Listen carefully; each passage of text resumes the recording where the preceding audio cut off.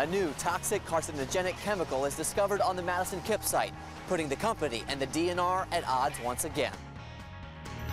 Now, polychlorinated biphenyls, PCBs, have turned up in the soil there. Good evening, I'm Eric Franke. And I'm Sarah Carlson. Thanks for joining us. The chemical was banned in Congress in 1979, and it was used in a variety of industrial processes, but most often as a coolant.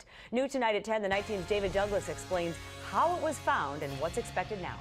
Sarah, the detected PCB levels are more than double the allowable standard. The DNR is demanding immediate action, including significant additional testing and cleanup. Kipp says they'll do all that and more, but the wording of the agency's letter suggests they've lost confidence in the East Side company. As a refreshing rain falls around Madison-Kipp Corporation, neighbors worry what it might be washing off the site. I live just about a block from here and a half a block from the Kipp plant. Today, Lance Green and others in the Schenck-Atwood neighborhood learned a second cancerous chemical had been discovered on the property. So this is a very disconcerting new move that's happened for us, and we are very concerned about our health. Recently, a soil vapor extraction system was installed on the Kipp property to mitigate earlier concerns about tetrachloroethylene. After it was put in the ground, there was dirt left over, and before it could be hauled away, it had to be tested. And that's when the PCB contamination was discovered. We think that Madison-Kipp should be responsible to clean up their mess. We want them to be good neighbors and be responsible for what's happened. The DNR does too, and in a letter to the company set clear expectations after it says it hadn't heard from its representatives since the contamination test confirmed PCBs in late March, saying, quote, "There is heightened neighborhood concern about your site, and this contamination was found near the property line.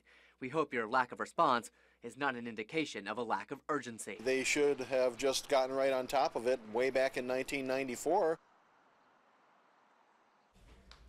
PCBs are most dangerous if they end up in the food chain or water supply. Then the chemicals get ingested. Companies can be held responsible for PCB cleanup both on and off their properties.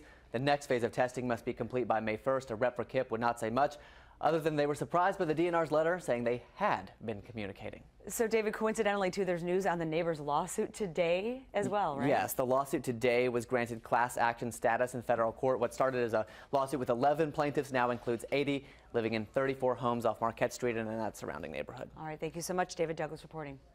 And the Kipp plant has been in the headlines, as you probably know, for years. Back in the 80s, the company vented tetrachloroethylene outside, not knowing that it could be carcinogenic. Concerns began in 1994 when Kipp accelerated production, prompting neighbors to complain to the city about respiratory irritation, headaches, and nausea. In 2004, residents won a lawsuit requiring air quality changes, but the DNR did not enforce them until EPA air quality standards changed in 2007. Over the last couple of years, vapor extraction units have been installed in some homes along Marquette Street over concerns that soil vapor could be leaching up through basement slabs. And then in October of last year, 11 people filed the lawsuit that today the judge determined does meet class action status.